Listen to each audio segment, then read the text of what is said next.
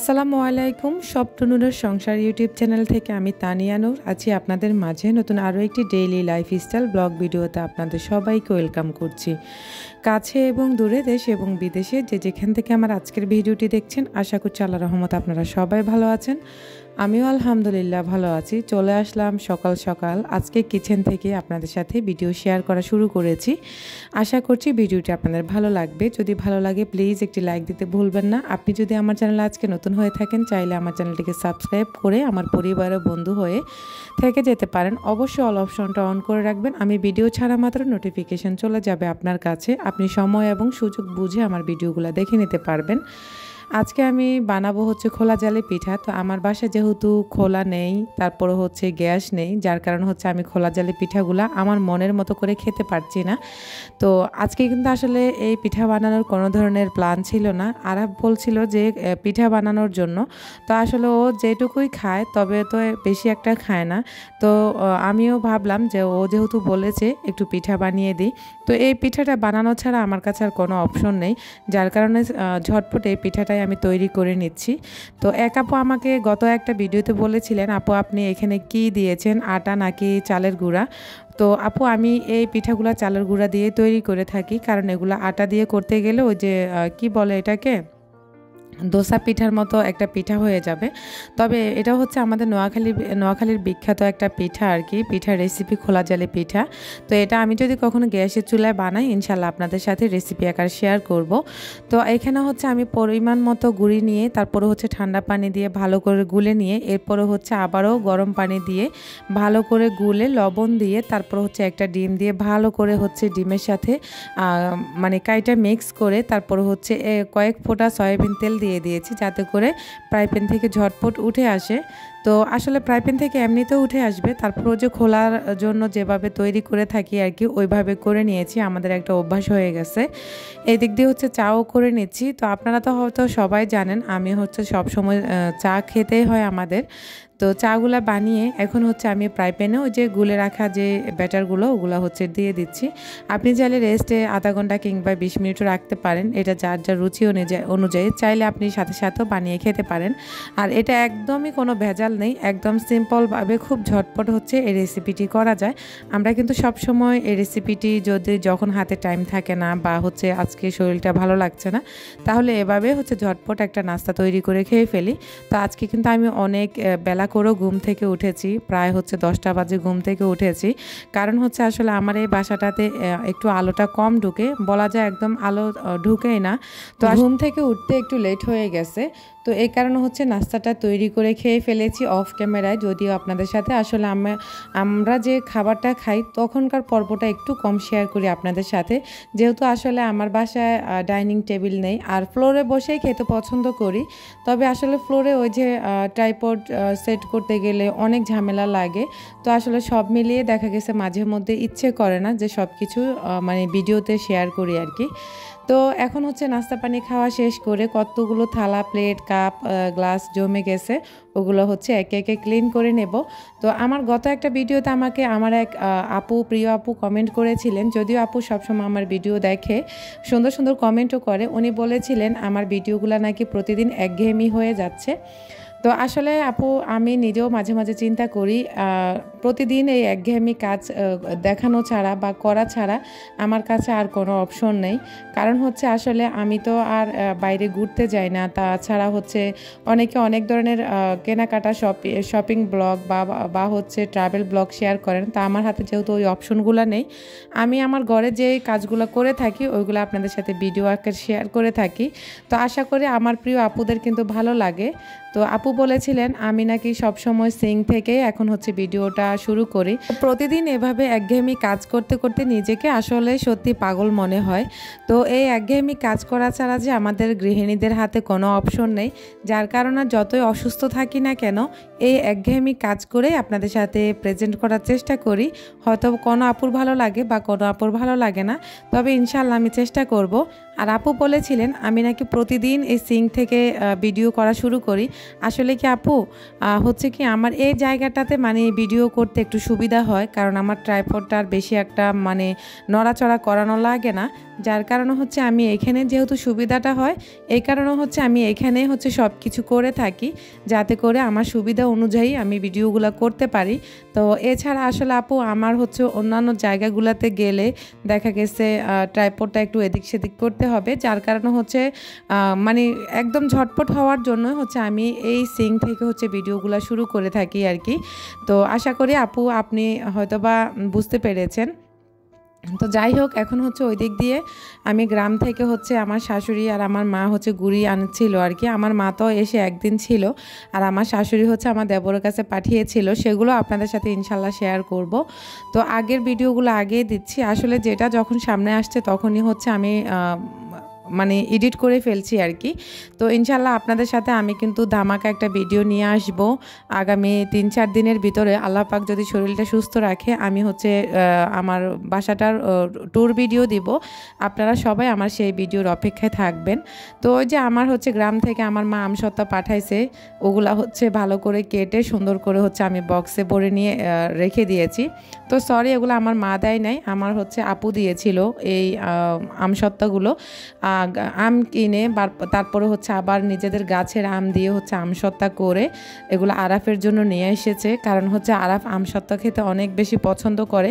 গত বছর আমার মা দিয়েছিল, সেগুলো মাশাআল্লাহ খেয়েছে, আমরা কেউ খাইনি।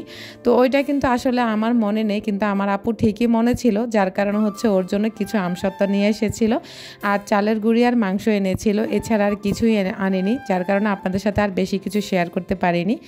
এখন হচ্ছে আদা এনেছিল আপনাদের ভাইয়া, সেই আদাগুলো হচ্ছে আমি ভালো করে ছিলে নিয়েছি, আর ছিলতে হচ্ছে আমি রাইস কুকারে ভাত বসিয়ে দিয়েছি, আর ভাতের জন্য হচ্ছে ইলেকট্রিক কেটলিতে পানি গরম করতে দিয়ে তারপর হচ্ছে আমি আদাগুলো ছিলে নিয়েছি, আর পানি গরমও হয়ে গেছে, রাইস কুকারে ঢেলে দিয়ে এখন হচ্ছে আমি মসুরের ডালগুলো ধুয়ে নিচ্ছি। তো আসলে প্রতিদিন এই একঘেয়েমি কাজ আপনাদের সাথে আমি শেয়ার করতে আমার কেন জানি একটা খারাপ লাগা কাজ করে আর কি, যার কারণে আমি আপনারা হয়তো খেয়াল করবেন, যার কারণে আমি গত কয়েকদিন অন্তর মানে ভিডিওটা শেয়ার করছি আপনাদের সাথে ডেইলি, যেহেতু আসলে আমার এই ভিডিওগুলো করি, যার কারণে হচ্ছে ডেইলি এখন আপনাদের সাথে ভিডিও শেয়ার করছি না। তো এদিক দিয়ে হচ্ছে এখন ডালগুলা ভালো করে ধুয়ে সুন্দর করে সব কিছু দিয়ে বসিয়ে দিয়েছি, আর ডাল বসিয়ে দিয়ে এদিক দিয়ে আমার যে কাটাকুটির কিছু ঝামেলা ছিল সেগুলো করে নিচ্ছি।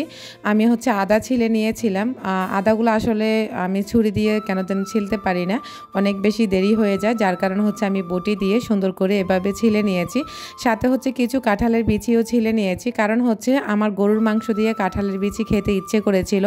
আমার নানার বাড়িতে অনেক খেতাম কাঁঠালের বিচি দিয়ে গরুর মাংস রান্না, অনেক রেসিপি খেয়েছি আমার বড় মামির হাতের, সেই রেসিপিগুলোকে খুব বেশি মিস করি। কাঁঠালের বিচি পরিষ্কার করতে তারপর হচ্ছে আদা কাটতে এদিক দিয়ে আমার ডালগুলো হচ্ছে বলক চলে এসেছে এবং কি ডাল সিদ্ধও হয়ে গেছে, ওই দিক দিয়ে হচ্ছে রাইস কুকারে ভাতও হয়ে গেছে। তো আসলে আমি কিন্তু ডালের মধ্যে সচরাচর মরিচ দিই না, কিন্তু ইদানিং মনে হয় মরিচ দিলে একটু ভালো লাগে, আর মরিচ না দেওয়ার কারণ হচ্ছে আরফান আরাফ হচ্ছে ওরা ডাল দিয়ে ভাত খায়, যার কারণে হচ্ছে আরাফ তো ঝাল খেতে পারবে না, এই কারণে হচ্ছে আমি মরিচটা সব সময় ডালের মধ্যে অ্যাভয়েড করে থাকি।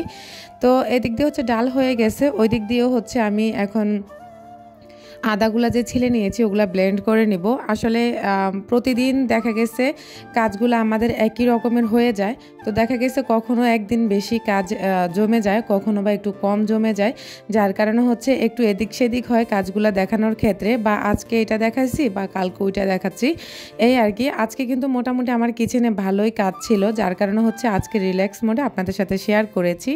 আর একটা কথা, আসলে আমার ভয়েসটা শুনতে আপনাদের কাছে একটু ভাঙ্গা টাইপের লাগবে, কেন জানি ঘুম থেকে উঠলে বা হচ্ছে মাঝে আমার গলাটা মানে ভাঙ্গাই লাগে। তো যাই হোক, এদিক দিয়ে হচ্ছে আমি সমস্ত কাজ গুছিয়ে নিচ্ছি, মানে আদাগুলা ব্লেন্ডার করে বক্সে নিয়েছি, আর এদিক দিয়ে হচ্ছে ডালে বাগার দিব। যদিও আজকে আমি পুরোটা ভিডিও কিচেনে ছিলাম, আর আজকে আপনাদের সাথে অন্য কিছু শেয়ার করতে পারিনি। তো আমার আপুরা মনে হয় আমার ভিডিওকে একটু বেশি অ্যাভয়েড করছেন, কারণ আমার ভিডিওতে লাইক পড়ছে না গত কয়েকদিনের ভিডিওতে। আপুদেরকে বলবো প্লিজ আপুরা ভিডিওতে একটি লাইক দিতে ভুলবেন না, মনে করে একটি লাইক দিয়ে যাবেন। দিক দিয়ে হাতের সমস্ত কাজ শেষ হয়ে গেছে, এখন হচ্ছে গরুর মাংস রান্নার পালা। তো গরুর মাংসটা ভেবেছিলাম প্রেসার কুকারে রান্না করব, প্রেসার কুকারের রাবারটা নষ্ট হয়ে গেছে, যার কারণে হচ্ছে প্রেসার কুকারে আর দিইনি। এখন হচ্ছে আজকে একটু লেট হয়ে যাবে, তারপরেও হচ্ছে চুলাতে রান্না করে নেব। ওই দিক দিয়ে সমস্ত সব কিছু গুছিয়ে নিয়েছি। আর ওই যে ইলেকট্রিক কেটলিতে পানি গরম করতে দিয়েছি গোস্তের মধ্যে, যেন দিলে ঝটপট হচ্ছে গরু গোস্ত রান্না হয়ে যায়। আর এদিক দিয়ে হচ্ছে কাঁঠালের বিচি দিয়ে গরু গোস্ত রান্না করছি। তো এখানে একদম হলুদ, মরিচ, লবণ, আদা, রসুন, পেঁয়াজ, তারপরে হচ্ছে রেডিমেড যে মশলা থাকে গরুর গোস্তের সেগুলো দিয়ে দিলাম। আর হচ্ছে পরিমাণ মতো তেল দিয়ে এখন হচ্ছে আমি ভালো করে হাত দিয়ে মিক্সড করে নেব। আর এখানে হচ্ছে দারুচিনি, এলাচ, তারপর হচ্ছে লং দিয়ে দেব। তো আসলে আমার যেহেতু ঘরে বানানো মশলা নেই, যার কারণে হচ্ছে ওই মশলাগুলোর সাথে কিছু আস্ত মশলা দিলে ফ্লেভারটা একটু ভালো পাওয়া যায়, এই কারণে দেওয়া আর কি। আর এখন হচ্ছে কয়েকটা তেজপাতা ছিঁড়ে দেব। আর ফাইনালি এখন হচ্ছে আমি হাতে মেখে রান্নাটা করে নেব। তো আসলে খুব ইচ্ছেও করেছিল যে কাঁঠালের বিচি দিয়ে হচ্ছে মাংস রান্না করে খেতে আর কি, বা গরু গোস্ত রান্না করে খেতে। তো আসলে মাংস বলাটা ঠিক না, গরু গোস্তটাই বলতে হবে। তো যেহেতু অভ্যাসে পরিণত হয়ে গেছে মাংস বলতে বলতে, যার কারণে হচ্ছে ওইটা অ্যাভয়েড করতে একটু টাইম লাগবে, এ কারণে বারবার মাংসই বলছি। আর এই যে এখন হচ্ছে ফাইনালি আমার গরু গোস্ত হচ্ছে ভালো করে হাত দিয়ে মাখা শেষ। এখন আমি চুলাটা অন করে দিয়ে সামান্য হাতটুকু ধুয়ে পানিগুলো দিয়ে এখন হচ্ছে আমি ঢাকনাটা লাগিয়ে চলে যাব অন্যান্য কাজে। তো আসলে আপনাদের সাথে কোনো কিছু এটু যেটা শেয়ার করতে পারিনি, তার জন্য আন্তরিকভাবে দুঃখিত। আমার আজকে কিচেনে বলেছিলাম না মোটামুটি ভালোই কাজ জমে গেছিলো, যার কারণে হচ্ছে আজকে কিচেনে পুরোটা সময় আপনাদের সাথেই ছিলাম। কেউ কিছু মনে করবেন না, যদি ভালো লাগে প্লিজ আপনার ফ্রেন্ডস অ্যান্ড ফ্যামিলির সাথে আমার চ্যানেলের লিঙ্কটা শেয়ার করতে ভুলবেন না। আর যদিও খারাপ লাগে তাও কমেন্ট করে বলবেন যে আপু এই ধরনের ভিডিও আপনার ভালো লাগে না, বা একটু অন্য টাইপের ভিডিও করেন। তো আমি একটু চেষ্টা করব অন্য টাইপের ভিডিও মেক করার জন্য। রান্না করার পাশাপাশি যে টুকটাক থালা, প্লেট বা ঢাকনা, ঝুড়ি বা চামচ এগুলো জমে যায়, ওগুলো হচ্ছে এখন ওই গরু গোস্ত রান্নাটা বসিয়ে দিয়ে এখন হচ্ছে আমি একে একে সব কিছু ক্লিন করে নেব। তো আসলে আমার হচ্ছে সিঙ্কটা হওয়াতে আমার সুবিধা হয়েছে, কারণ ওই দিক দিয়ে কাজগুলো করতে করতে এদিক দিয়ে যে থালা প্লেটগুলো জমে যায় বা হাঁড়ি পাতিল, ওগুলো হচ্ছে ধুয়ে সুন্দর করে ক্লিন করে রেখে দিতে পারি। এটাই হচ্ছে আমার সিঙ্ক হওয়াতে সুবিধা আর কি। তো আজকের ভিডিওটি একটু লং করেই করেছি, কারণ আমার প্রিয় আপুরা বলে আমার ভিডিও একটু বড় করার জন্য, যার কারণে ইচ্ছাকৃতভাবে হচ্ছে আমি ভিডিওটা বড় করেছি। আশা করি আমার প্রিয় আপুদের ভালো লাগবে। আর আসলে যাদের আমার ভিডিও ভালো লাগে না তারা চাইলে আমার ভিডিও থেকে স্কিপ করে যেতে পারেন, কোনো সমস্যা নেই। ভয়েস ওভার করছি, অনেকটাই লেট হয়ে গেছে, জানি না আজকে আপনাদের সাথে আপলোড করতে পারবো কি না। যদি পারি ইনশাল্লাহ শেয়ার করব, আর যদি না পারি তাহলে আগামীকাল আপনারা এই ভিডিও পাবেন। তো এদিক দিয়ে হচ্ছে ওই থালা প্লেটগুলো ধুইতে ধুইতে এদিক দিয়ে হচ্ছে আমার গরু গোস্তের মধ্যে বলক চলে এসেছে। যদিও গরু গোস্তের একদম ফাইনাল লুকটা আপনাদের সাথে শেয়ার করতে পারবো না, কারণ হচ্ছে কারেন্ট চলে গেছে, যার কারণে হচ্ছে আমি আর শেয়ার করতে পারিনি। এদিক দিয়ে হচ্ছে রাতের বেলা আমার একটা ভাই এসেছিল, হঠাৎ করে আমার ভাইটা এসেছিল। তো ওনাকে তো আর একদম খালি মুখে বাসা থেকে বিদায় দেওয়া যায় না, যার কারণে হচ্ছে ভাইয়ার জন্য এখানে আমি নুডলস রান্না করছি। ও যে দুপুরে গরু গোস্ত ছিল, সাথে হচ্ছে ডিম দিয়ে সুন্দর করে হচ্ছে আমি নুডলসটা রান্না করে নিচ্ছি। আসলে নিজের বাপের বাড়ির লোকজন দেখলে বা নিজের এলাকার লোকজন দেখলে খুব ভালো লাগে, তখন ইচ্ছে করে যে তাকে কি দিয়ে যে আপ্যায়ন করতে পারি বা কি দিয়ে আপ্যায়ন করলে তার মনটা খুশি হবে। তো ভাই হওয়াতে বোনকে দেখতে আসছে, এতে আমি অনেক বেশি খুশি হয়ে গেছি। আমার ভাইয়া যে আমাকে দেখতে আসবে এটা আমি কখনোই কল্পনা করিনি, হঠাৎ করে এসেছে ভাইয়া আর আমাকে দেখে গেছে, সাথে আমার বাচ্চাদেরকেও দেখে গেছে। এদিক দিয়ে হচ্ছে নুডলস রান্না করে নিচ্ছি, ঝটপট আমার হাতে যেটা অপশন ছিল সেটাই করে দিচ্ছি। তো এই যে নুডলস রান্না শেষ, এখন হচ্ছে আমি গরু গোস্ত থেকে কিছু ঝোল দিয়ে ভালো করে মিক্সড করে নেব। খেতে কিন্তু অসম্ভব মজা হয়েছে। তো আজকের ভিডিওটি যদি আপনাদের ভালো লাগে অবশ্যই কমেন্ট করতে ভুলবেন না, এবং কি আপনার ফ্রেন্ডস অ্যান্ড ফ্যামিলির সাথে আমার চ্যানেলের লিঙ্ক বা ভিডিও লিঙ্কটা শেয়ার করতে ভুলবেন না। ওভারঅল ভিডিওটি যদি আপনাদের ভালো লাগে, আবারও বলছি প্লিজ আপুরা কমেন্ট করতে ভুলবেন না, আর প্লিজ বেশি বেশি করে লাইক করবেন, বেশি বেশি করে শেয়ার করবেন। আজকের মতো এখানেই বিদায় নিচ্ছি। আল্লাহ হাফেজ, আসসালামু আলাইকুম।